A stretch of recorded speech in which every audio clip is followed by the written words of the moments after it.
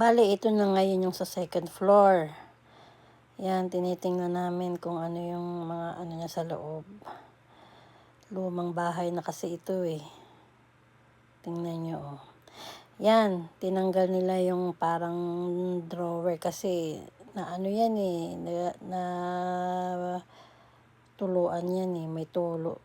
Kaya kailangan nang i-renovate. Tapos ito naman yung sa pangalawang kwarto. Bali, maliit lang din siya. Mas maliit dito sa nauna. Tapos, ito naman yung sa ano, yung sa isa pang kwarto. Bali, 3 yung kwarto sa taas. Ito, mas malaki ito, Hachijo. Hachijo ito eh, Hachi tatami. Yan, ito yung magiging kwarto ng panganay ko. I-renovate din ito. Lahat sa loob. Tapos, yan, lahat yung may mga sira. Yan, chinecheck ng asawa ko kung kung malambot ba o matigas naman. Hindi ko alam kung paano nila i-renovate yan eh.